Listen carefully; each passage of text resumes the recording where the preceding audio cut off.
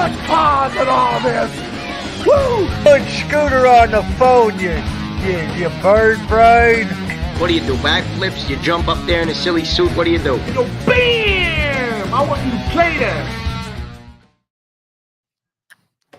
Hey, good evening, everybody. What's up? Fast Freddie here. Another exciting episode of Fast Freddie Rocks Youngstown. Coming to you right now live and direct from the state-of-the-art Youngstown studios here in beautiful downtown Youngstown. That's a tribute to my buddy Dan Martin. I don't know if anybody remembers those commercials when they had Martin's Appliance in downtown Struthers, and that was always his big thing. And beautiful downtown Struthers. See, you know what, though?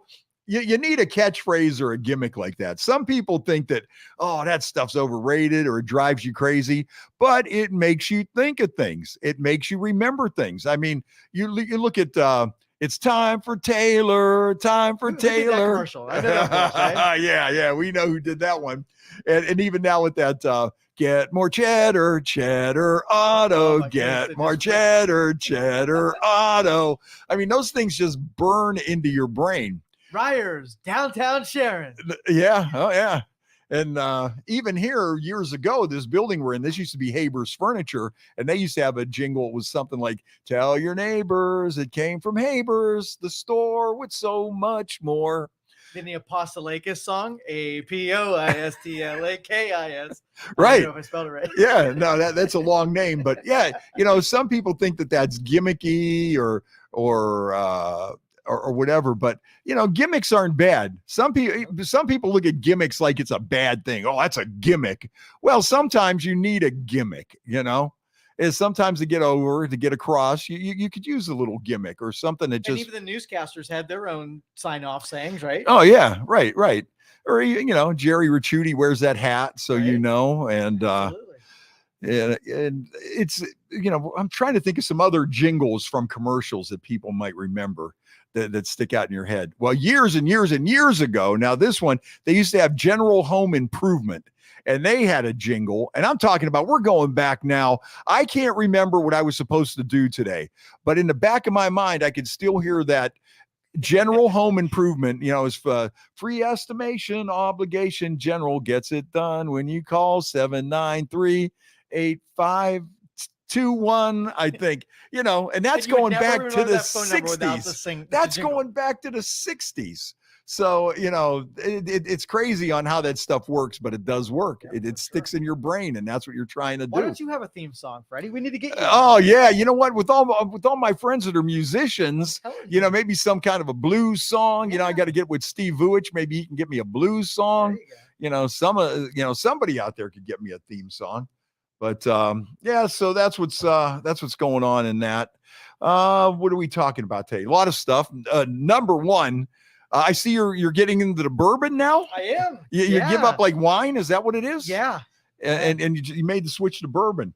So we have Buffalo Trace here, and we have this Bullet. So those are my starting options. Uh-huh. Do you have any favorite? No, I'm not really in the. Mine are very simple. Okay. Either Jack, Crown, or Jaeger. Okay. Those are my three go-tos. And a lot of people, once you get to my age, have given up on Jaeger. They've had so many bad experiences on Jaeger. They don't want to go near it. No. It's like, I can't even go down that road anymore, especially when they invented Jaeger bombs. When they invented Jaeger bombs, Jägermeister and Red Bull. And the bad part about that was because Jaeger makes a lot of people do stupid stuff. There's something in those 99 herbs and spices or whatever that they have in Jaeger that really makes you do stupid stuff. And, so why would you want to get a libation that makes people do stupid stuff and then add a stimulant into it? Because what is that doing? That is making the biggest asshole, the biggest guy that's the biggest asshole when he gets drunk.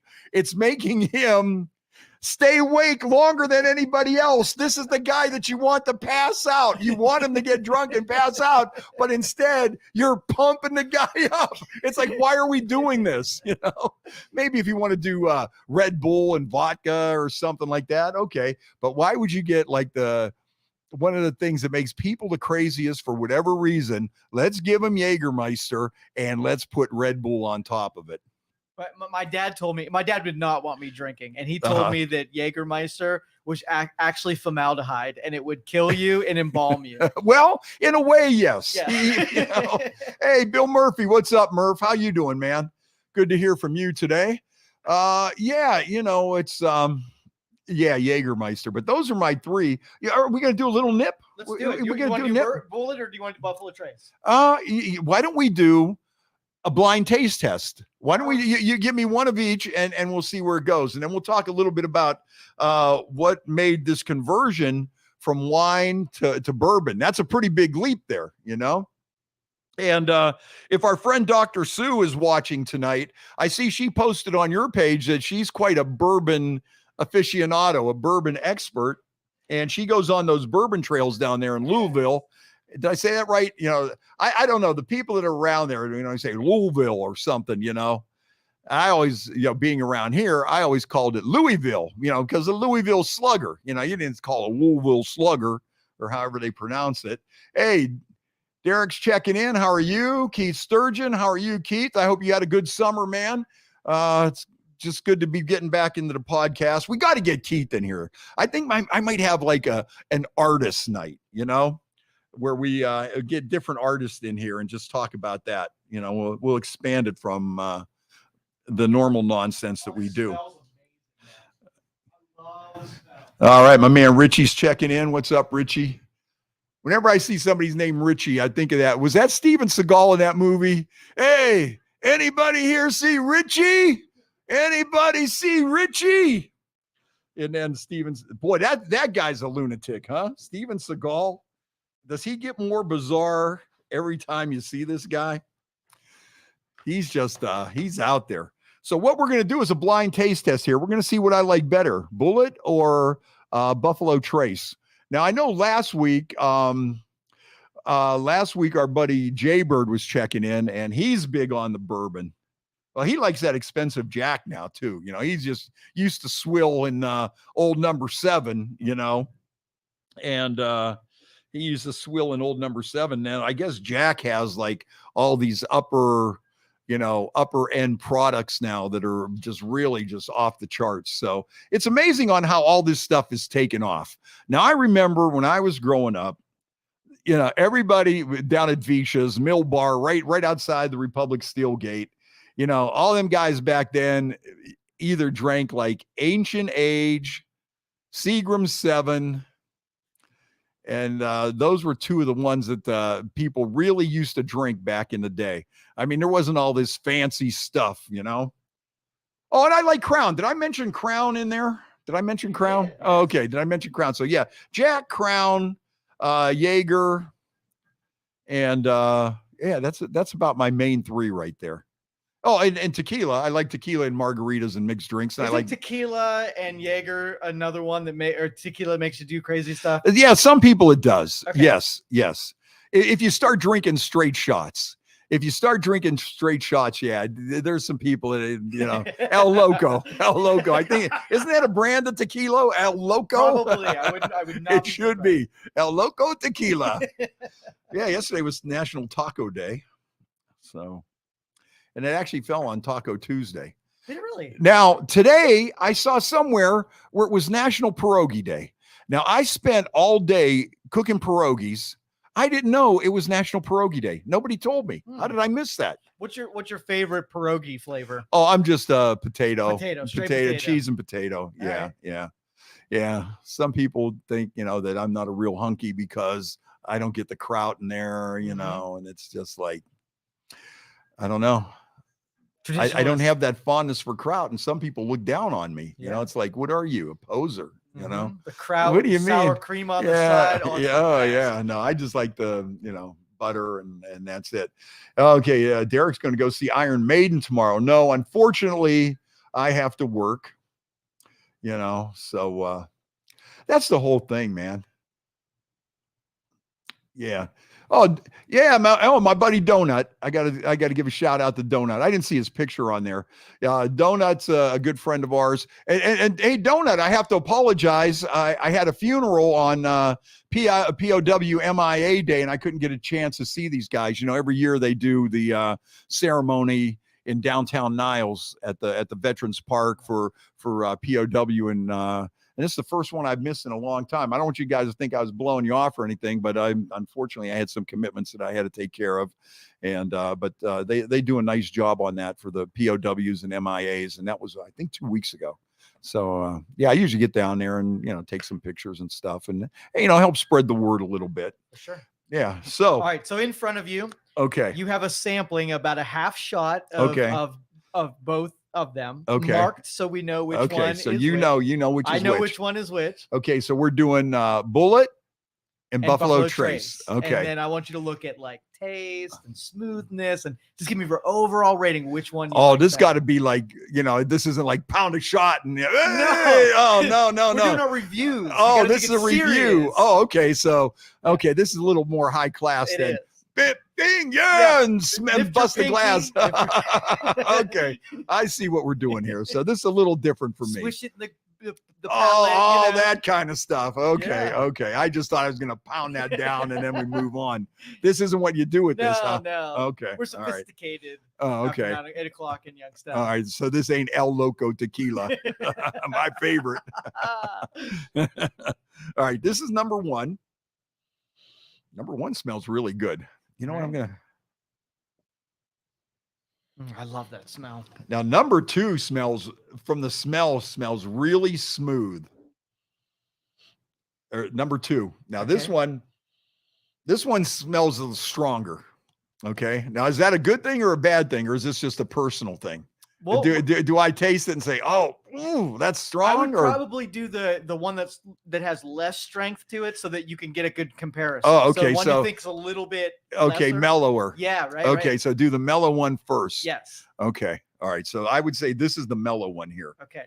And they're both about the same color. This one might be just a little darker. Okay. But all right. So we got Buffalo Trace and Bullet. Yes. And this now what made you make this big leap here? We were talking about that. What made you make the big leap from wine to the bourbon?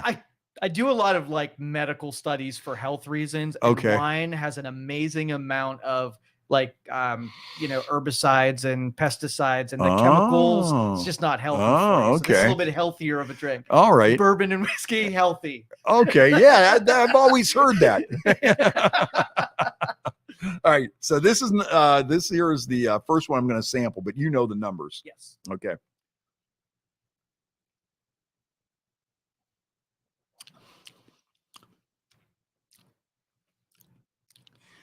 This one is very, very smooth. But see, my thing would be like, how drunk do I get after a while? That's where I would have the density of alcohol. In yeah, it, right? yeah. I'm not really concerned about the taste. I'm more concerned about what it does to me in a half hour. Yeah. What am I going to be doing in a half hour? What kind of trouble am I going to be getting myself in? All right. That's pretty tasty. Number one, or the first one I sipped, that might not be number one, but you know what it is. Yes. All right, so this is the second one. Now, this one smells stronger. Okay. Okay, this one smells stronger, might have a little more of a bite. Actually, that is really smooth. I mean, there's like no burn or anything with that one. That one is really smooth. Is that the red marked one or no? No, the one you. Oh yeah, that's the one red marked. Okay, all right. And so this is the other one here. Yeah, this one definitely smells stronger. Okay.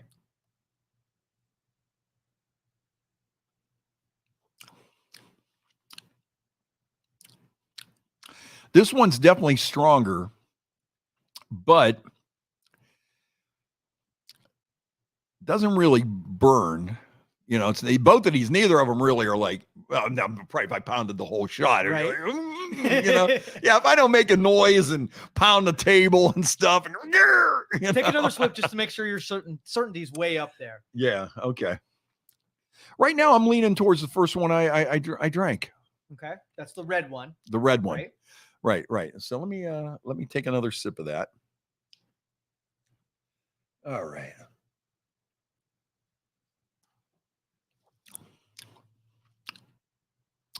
See, this is something that I'm not used to doing. Just taking that little sip. And see, we probably need a cigar. Take a little nip of that and then, smoke a cigar. and then come back to it, take another little nip. Now, are you a guy that puts ice in it, or do you say no ice? I know some. I've done both, and I like it straight more than ice. Okay. Like I'm with you that I'm not a sipper, so it doesn't last long. I want to get it over with and get on. Okay, but I could see how the sipping of it. This is something new to me. I'm just usually like, oh, look,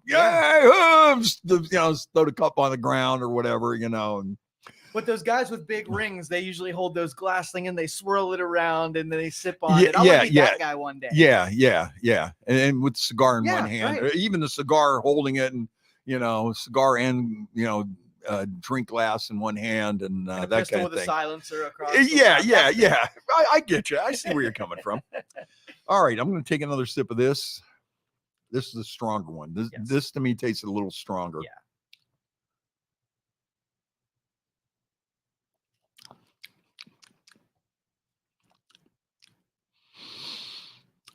Kimmy checking in. Hi, Kimmy. How are you?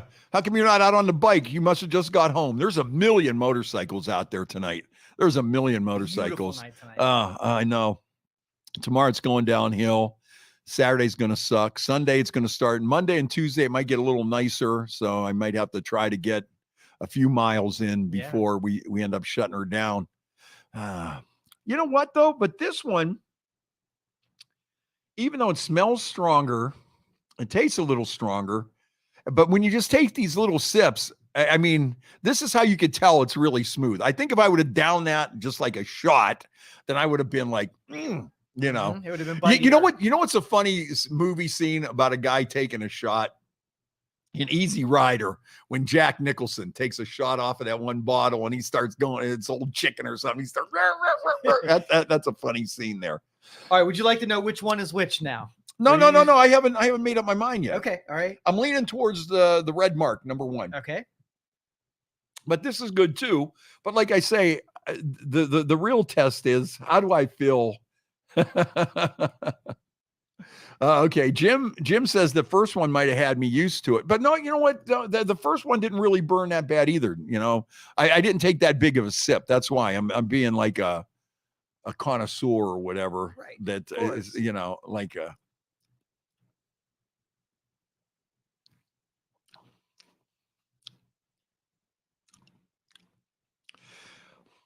I'm going number 1. The red mark.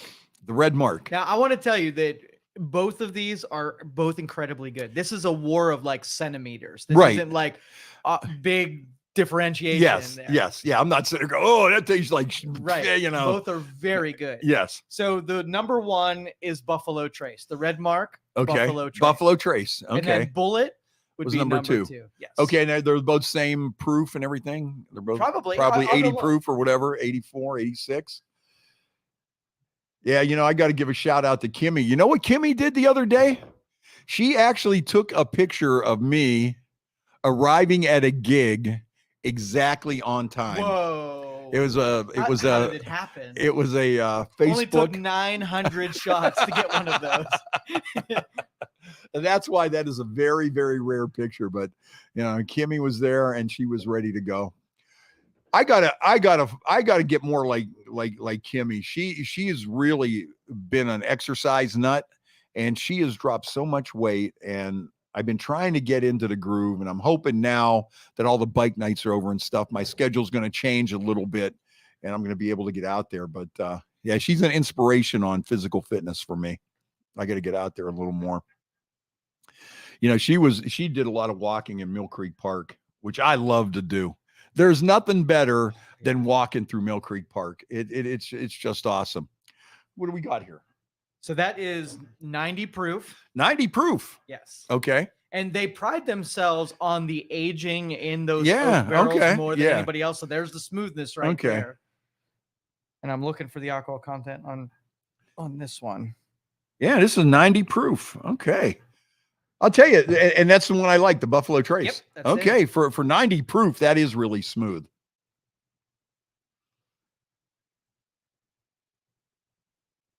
Oh, okay. Hey, there's Dr. Hey, Dr. Sue, why don't you call us? Give her our phone number and let's have her talk a little bit about 90 proof as well. Okay, 90 proof. Okay.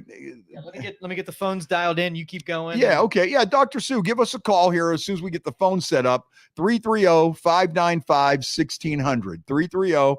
330-595-1600. We're talking bourbon for a little bit here today. And I didn't know, but Dr. Sue, when you posted about your bourbon, she said she's like a bourbon. They know her at all the places down there on the Bourbon Trail. She's well known. So we'll get her on here and we'll talk a little bit about bourbon. I'll tell you what, for 90 proof, that is pretty smooth. Heck yeah. That is really smooth.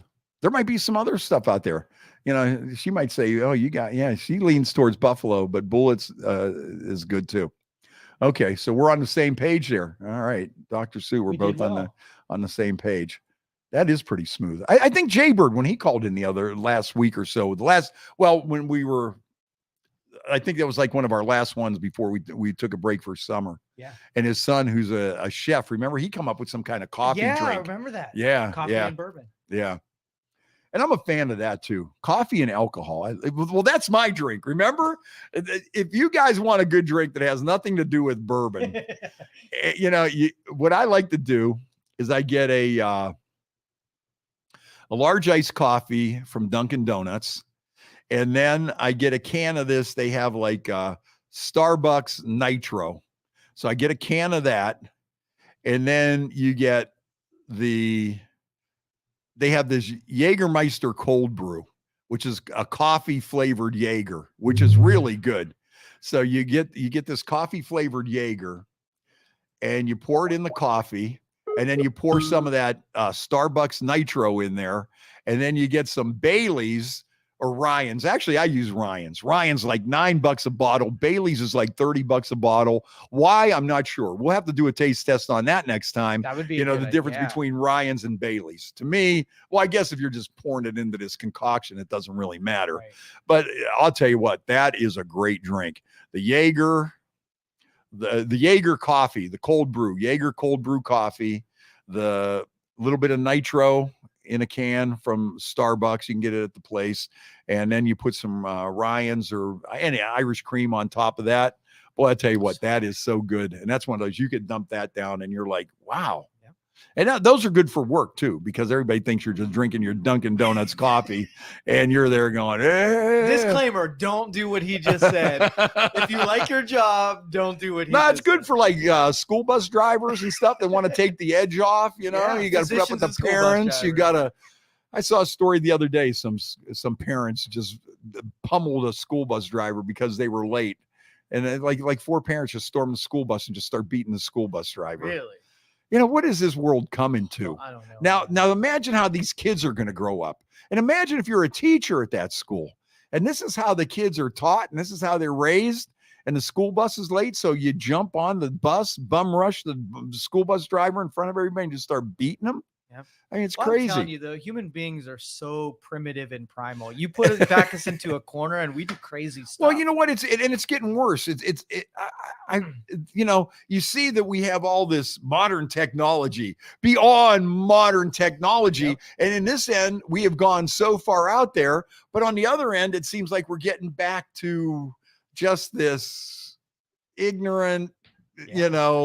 No, I don't want to say no manners, but that's one thing too. But people that would beat up a fast food worker, or because your fries were cold, or you pummel a school bus driver in front of your kids, right. Things like that. I mean, I don't know. I just don't remember that kind of stuff happening. Yeah, politeness and holding doors open rather than beating people senseless. Because I'll tell you what, if there was ever an issue with the school bus, I would be in bigger trouble. I would get in trouble in school, then I'd get in trouble for this, and then when I got home, I'd get in trouble. It would be like 3 or 4 punishments down along the line, and my parents would certainly not go want to fight the school bus driver. They would be fighting me. Yeah. All right, let's check in with Dr. Sue. She's on hold. You want to grab her? Give me a second. We're waiting for everything to boot up here, Dr. Sue. Yep, we'll be with you in a second. You know what I'm going to do? I'm going to take a bourbon break. All right. You want some more? Now, see, it does taste different when you pound it down like that. This here, you got to sip a little bit. Okay. I can see where, what this is supposed to be, smoking that cigar, sipping a little bit. And then you take it that way. Are you a cigar smoker? Do you have a favorite? You know what? I always used to smoke cigars, Macanudos. That was always my favorite. My buddy Boots Bell, back in the day, Bootsy used to smoke Macanudos, and he would always give me a Macanudo, or me and him would be out on remote at the fairs or something. We'd always smoke a Macanudo, and that's the one that I just kind of stuck with over all these years. So that's kind of like mine. Okay. When I smoke a cigar. Now my sister's boyfriend Cav, he's always got cigars too. So when I see him, he always turns me on to something. He's one of them guys that just has this big collection. Right. You know who else is like that too? Cornell Bogdan. Yeah. When I would go anywhere with Cornell, he would, he'd have all kinds of stuff, man. But he's a cool guy. Like I would expect him. Yeah. I mean, he would have, you name it. Well, what do you like? Well, I kind of want some. Oh, okay, here, try this, and away you would go. But yeah, he's a big cigar guy. Another big cigar guy, Donnie Iris. I think that's why him and Donnie are kind of really tight, is the mutual admiration of cigars, aficionado level cigars, not like, give me a stogie and White Owl or whatever them guys used to smoke back in the day, Pierogies. I like Pierogies. There we go. I mean, you can't find them anywhere, but they're like those little chewable things like Clint Eastwood used to smoke in all his movies, and that's why I think I like him, because of that. Yeah. But they're like hard as a rock and, about the size of a cigarette, maybe a little longer. I like It's a Boys. Okay. Yeah. Okay. Ding, ding, ding. I get it. Sorry, that was bad. I'm in dad joke territory. Okay. Yeah, that was pretty good. That was pretty good. I got to admit, it took me a minute. That was one of those, I kind of laughed to fill in the void so I didn't look like I was missing something. And then it kicked in after that. It's like, the bourbon does that. Did you know that? It delays the reaction time. Yeah. So that was like a little bit of nervous laughter, fake laughter or whatever. And then I got the joke, and then it was like, oh, okay. I shouldn't have mentioned it. I should have just went on that I got it at the beginning, and I didn't really do that, All right, we're going to be checking in here with Dr. Sue, bourbon aficionado here. I'm trying. This thing's running really slow. Sorry. Yeah. So, are you going to pack up your bus and head down to Louisville and go down there and go on the old bourbon trail? And I really wish. Those things are so expensive. I don't know. Have you ever done one? No. Oh, they're pricey. They're really up there. Yeah. Uh-huh. Yeah. Okay. And I don't know that I could sample enough without getting wasted to make it worthwhile for the trip. Yeah. I'm a lightweight when it comes to alcohol. Oh, okay. Yeah. Well, you got to have a designated driver there. Does your wife drive the bus, or just you? Just me. Oh, okay. Yeah. So that kind of puts you out a little bit. It does. Yeah. Yep. We're working on it, Dr. Sue. We'll be there with you in a second. Thank you for calling Collins Studios host and call screener line. Please enter. Now a little bit of coffee here. Enter a your little espresso. 6-digit PIN number. Hey, here's one. Everybody's on edge because of Putin and these nukes and everything. You are now in the host room. How about this one? Ukrainians studio web interface. Ukrainians are organizing another big bang in case if Putin pulls the trigger. They're planning this huge orgy. So far, 15,000 people have signed up for the Doomsday Orgy, and they're going to have it outside of Kiev. And if he shoots the bomb off, they're going to have this massive orgy. Ukrainians are amazing. I know. Like only they could come up with the Doomsday Orgy. We, sorry. Yins guys, us guys. Hey, if you're going to do that, I want some credit for that. Would-be participants, it's going to be held on a hill outside the Capitol. Now, to be a part of this, you have to put different stripes on your hand to indicate what kind of activities you're interested in. So like, you know, when the bomb goes off and you're on this hill with all these people, all of a sudden, you know, you see somebody that says, "Oh, I like butt stuff." And, you know, you got the, you know, there's a different symbol for all this different stuff. So you know, you might not have a lot of time, so you could just jump in a pile with like-minded people, you know, so they kind of are making it, you know, efficient. So you're not wasting time. But yeah, so they are planning the doomsday orgy outside the Capitol. And if Putin tries anything nasty. Mm-hmm. Dr. Sue, are you there? Hello, right, hello, Dr. Sue. I'm still working on it then. Joe, computer expert. I can hear you. Oh, there you go. We can hear you now, too. All right. Well, Dr. Sue, welcome to the show. How you doing? We had her. You there? Hello? Hello, Dr. Sue. Yeah, I can barely hear you, though. Okay. We'll crank it up a little bit here. How's that? Can you hear me now? Can you hear me now? Check, check, check. 1, 2, 3. We do the sound check right on the air. How about now? Perfect. Okay. Sweet. Ding, ding, ding. All right, Joe, way to go, man. Yes. All right, I think you got to have another little you know it. We cheer it up, yeah. Yeah, there we go. So, Dr. Sue, tell us about your passion here for bourbon, how it come about, and, you know, just give us a little background on the whole bourbon thing, because you kind of inspired this when I saw Joe posted today that he switched from wine to bourbon, and then you responded that you're kind of well known on the Bourbon Trail down in Kentucky. Why don't you tell us a little bit about what goes on and everything? Give us the whole scoop. Hey, Freddie. Good to see you. I got started bourbon back in college when a good friend of mine came over to our house party and bought a bottle of something called Maker's Mark. Okay. And I got started on that.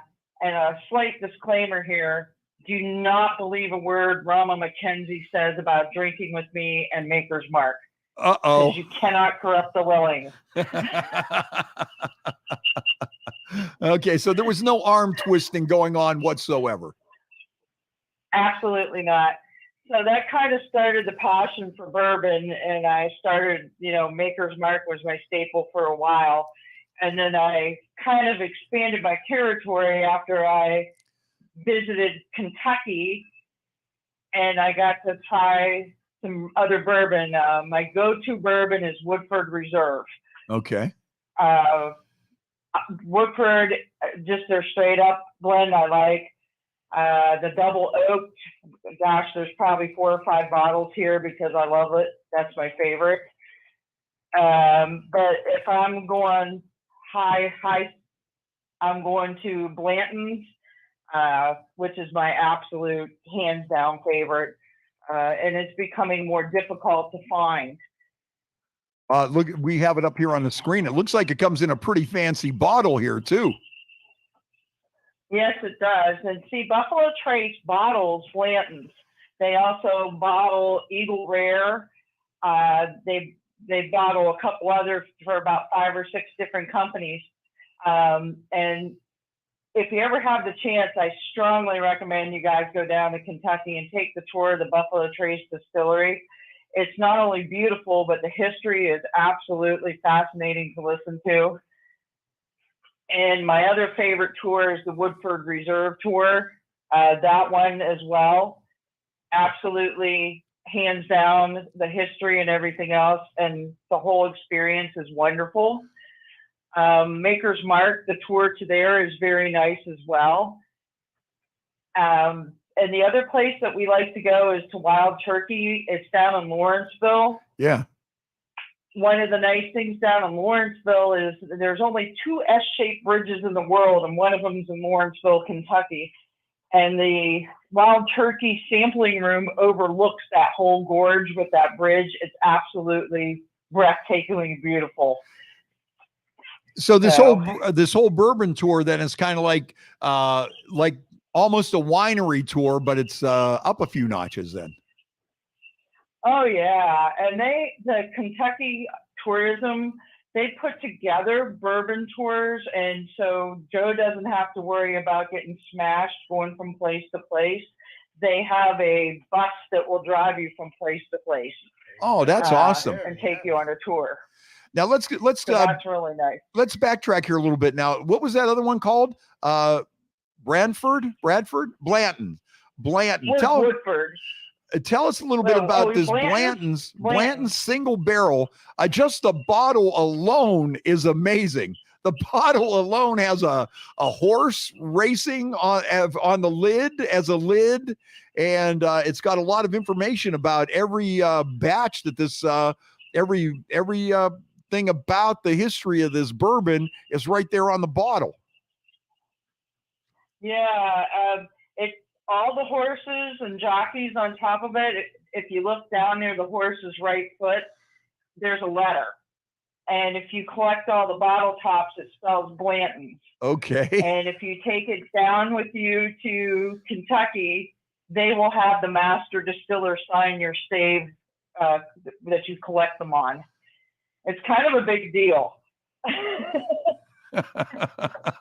That is very cool. You get to empty the bottle to collect, and if you get, you got to look for that letter B. You might have to drink 4 or 5 bottles to get there. Yeah. Let's go back to this now. And like the label itself, it talks about what day it was dumped from what barrel and what warehouse it was stored in. And that's really something here. So this is like, purebred bourbon here. It's purebred whiskey here. Yes, and there's a special, what they call the rick house. That's where all the bourbon is stored in the cask after they distill it. And there's one particular rick house that houses all the Blanton bourbon, and it has done so ever since they started making it. And they're very careful about that. You can't get in there unless you're security clearance, because they have bourbon bandits in Kentucky, people who steal bourbon to profit off of it.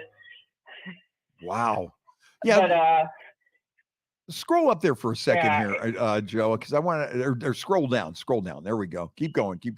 Okay. So this is, they say this is the original single barrel bourbon whiskey. And this goes back to 1881. Mm-hmm. Wow. And this has like been the same is this the same family? Has this been the same family that has owned it all through this time, or what's the story about that? It's kind of changed hands a few times, but it was founded by Colonel E.H. Blanton, and that's where it got its name from. And through the years, a lot of these historic bourbons flow in and out of family hands until they end up in a place like Buffalo Trace, where they'll preserve the history. And the key to preserving the history of a bourbon is the yeast that they used when they make the corn and mash in it. Every bourbon in the United States has to have 51% corn in it. That is like federal law, and that could be called a bourbon. And then whatever proprietary mixture of rye or wheat or anything else you use after that is the secret. And then the real key secret ingredient is the yeast strains that they develop. And they have people that's their whole life, living in the lab, curating these yeast to keep perpetuating these historic bourbons.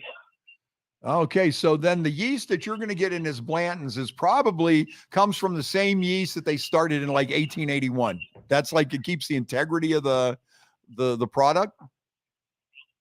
Basically, that's it. And then the proprietary combination of the other grains they use besides corn to distill it. And then, like with Blanton's, they have a certain period of time that they keep it in the barrel before they'll even consider it. And those guys, they go through the rick house and they sample the barrels. And if something's not ready, they'll let it sit. But I've been there on dumping day when they bottle Blanton's. The last time, a few years ago, they were bottling on my birthday. Oh, wow. And I made a joke and I said, I'll just buy that whole case as they were doing it because it's my birthday. And the guy said, "Give me the keys to your truck." I was like, okay, and that was the last time I was able to buy a bottle of Buffalo Trace Blanton's at Buffalo Trace Distillery, because now almost every bourbon that comes out of Buffalo Trace Distillery is allocated because it's become so hard to get. So they only have like a lottery for different places to be able to get it. And I will tell you, like when Chalet Premier gets their bourbon shipment on Tuesday morning, there's people lined out the door before they open waiting because they know that's Tuesday they're getting a shipment of bourbon. No kidding. It's coming from Buffalo Trace. Now, why am I just now kind of discovering this whole bourbon world out here with these bourbon heads? Has this been something that's just started taking off here recently? Has this been going on? I just haven't heard about it, or how's that been going? Really taken off probably in the past, I would say 3 to 4 years, because there's a lot of foreign interest in bourbons. And they're buying it up, especially the Japanese. They're just buying it up. And right now, most of the places, if you can find a bottle of Blanton's with somebody local gets it in, pretty much if it comes in and they put it on the shelf, it's gone. Like, you know, and most of the time they have people like, you know, that it's spoken for. But that foreign market really amped it up, and then once that started happening, getting stuff domestically was a problem, and now that's why we're seeing these allocations with some of these bourbons, and they're expanding their production as best they can, but trying to preserve the integrity. And there's some of Blanton's, they have different labels. Like I have a bottle of Black Label Blanton's. I won that in a charity auction. That's probably a $1,500 to $1,800 bottle of bourbon. Wow. And I will crack that with my nephew as I promised him on his 21st birthday. Oh, what a great way to celebrate. What a great way to celebrate. Now let's talk a little bit about the barrels. How important is the barrel to the whole bourbon process? There's a whole scheme of that. I tell people, if you want to invest in something, invest in white oak. The bourbon barrels that they use are made from white oak. And that has become a big thing too, is getting a hold of the bourbon barrels. For a while, there was a problem. Something happened with the trees that they weren't able to harvest them. So there was almost a barrel shortage for a while. So, but that's a big thing now, to invest in lumber stands. And I would say do it for white oak, because that's what most of the bourbon barrels are in. And they take these barrels, they make them at they call it a cooperage, where they make the barrels. And they char the inside of the barrels for a certain period of time with a flamethrower. It's kind of fascinating to watch it come down the line. They char the inside of this barrel, they roll it down, they fill it with the basically they call it the white dog, the stuff that just pulled out of the mash, and then they put it in that barrel, they roll it into the rick house, and they store it for whatever time, you know, it needs to cook. If they're doing 5-year, 10-year, 15-year, or 23-year bourbon. And it sits in that warehouse, and as the weather changes and it contracts and expands, the bourbon goes in and out of that charcoal, and that's what gives the bourbon the different flavors that they'll pull out of it. If it's a caramel note, if it's an apple note, if it's a walnut note, you know, it has different tones of that. And then basically the new thing is then technically you're not allowed to reuse the barrel again, but it's become a big business selling off the barrels, and they're doing like bourbon barrel beer.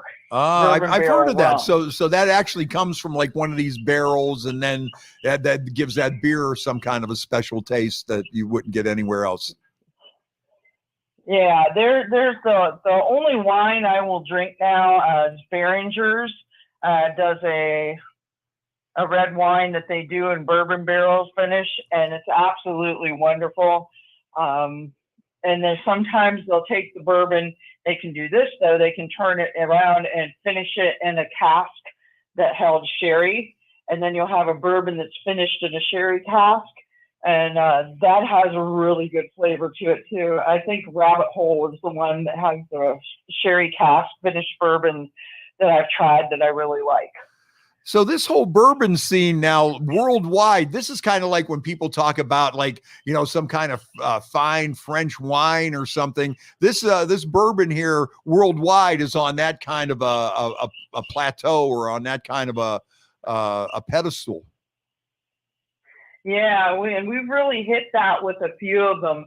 The holy grail, as most people and bourbon connoisseurs see it, is Pappy Van Winkle. And it's, my God, I used to go to Kentucky 20 years ago. You could buy it off the shelf. I used to buy Pappy. It was old Pappy Van Winkle, you know. And now there's Pappy, like 10-year, 12-year, 15-year, and 23-year. Those bottles go for thousands and thousands of dollars because they only get so many bottles out of a barrel. I think it's 40, 42 out of a barrel, depending on what they're filling, either a 750 ml or a liter, or, you know, less bottle. But yeah, that's like the holy grail, like a bottle of bourbon, Pappy Van Winkle 23-year reserve special, something or other, that only that it just went for like $25,000 on a bourbon auction. Yeah, there's one on here for almost $6,000 for a bottle of Pappy Van Winkle 23-year.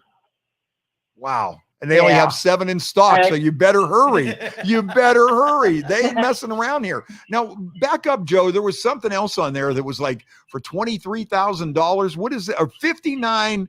Okay, this is a Pappy Van Winkle 25 years old decanter, old Rip Van Winkle 25-year. And for this, they're asking $60,000. It's only 2 in stock. Oh, yeah. Predominant oak stands out, not overpowering as you would expect from a 25-year-old bourbon. Weeded bourbons typically age well, and this one follows suit. The sweet sugars hold up and provide an excellent balance and flavor complexity to the oak forward. Wow. And it says here, the proof point is just right with the expression. It's downright, it's straight down the middle. Age with I can't see back, age with bourbon that's always nice. So what does that all mean to you? Like what does that mean to like the regular guy? The balance and the complexity and the oak forward. What's all that stuff mean? Well, what it basically, like, is what I said before, is like by federal law, all bourbon has to have 51% corn. And a lot of these distilleries are very picky where they get their corn from. The corn has to be just the right moisture content. You can't have dust or mold.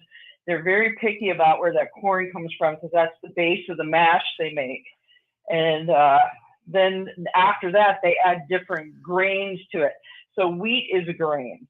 They put rye, they use barley, and they, you know, the different levels they have. Now, when you're talking about a wheated bourbon, that main, besides corn, is wheat. And I like the wheat finishes myself a lot better than the rye finishes. I think the rye finishes, to me, taste a little more bitter. I'm not as big a fan of them, but the wheated bourbons, absolutely, I do like those a whole bunch better. And then how they, you know, like I said, the yeast part of it, how they put it into the barrel and let it sit and where it's at. And there's also an interesting portion of how the barrels contract and expand with the weather and the heat. Because most of these warehouses that these bourbon barrels sit in, they're just a giant barn with racks in it to hold the bourbon. And they do periodically, sometimes they'll rotate stuff on the racks, but not always. So what happens is as that bourbon goes in and out and it evaporates, when you walk into the rick houses, this is like the best thing in the whole entire world. Not only does it smell, when you smell all that alcohol, bourbon syrup, they call that the angel share. And that's why you have this bourbon called Angel's Envy, because that everybody talks about, the angel share, because you have to give it up when those bourbons are processing that share. But when you first walk into that rick house and you stand there and you just take a big deep breath and you can smell it is quite heavenly. That's like the big rush then when you go down there, just walking in there and going, you're kind of getting me pumped up about this. Now I'm looking at some of this other Pappy Van Winkle stuff here. Here's a 23-year-old decanter that's selling for $50,000. Yep. And then I see here's like a little sample pack. It has a 15, a 20, and a 23. These 3 bottles, and they're going for $12,000. Yeah. Pappy is probably one of the top ones, and there's a few other ones that go for big money. Eagle Rare, which is made at Buffalo Distillery. They just did a silver anniversary. I've seen those go for $3,000 to $5,000. There's a Colonel E.F. Taylor, which is down bottled there as well. I've seen that one go for, it's a special one. It's a birthday one, I think. And then there's some Sazerac that I've seen that's like a 25-year that went for an obscene amount of money. So there's just so much history with bourbon in the United States, and so much history in Kentucky. It is so worth it to go down there, to go to the distilleries and tour. And then, of course, at the end, you get to have a little sample, which is nice. And there's so many bourbons out there now. That's the thing that's also become confusing, because it seems like everybody and their brother's making a bourbon now. Right. And some of them, I will tell you, I shared this with Joe, and I will not say it on the air. There's one in particular. It was probably the most nastiest bourbon I've ever drank in my life. In fact, we spit it out in the sink and dumped the bottle. It's that bad. And then there's other bourbons that are domestic bourbons, we call them domestic, that aren't that bad. That that there's one that our good friend Sean Chalice gave me. It's called Middle West Spirits. It's straight wheated bourbon whiskey, and it's distilled in Columbus, Ohio. It's a small batch bourbon. It's not that bad. I mean, it's 95 proof. It's got a little kick to it, but it's pretty good. Now, when somebody pays $40,000 for a bottle of bourbon, or $5,000, or now, do people actually drink that, or do you just sit there and look at it? I mean, what? Now, I know you said you bought that expensive bottle, and when your nephew turns 21, you're going to break it out. Is that what people do with this stuff? They just take a little sip on special occasions, or when you spend that much money on a bottle of bourbon, when do you decide that, yep, it's time to bust it out? And how much do you drink? Yeah, I don't know. If I bought a $60,000 bourbon and I was in Ukraine, you know damn well when I busted out.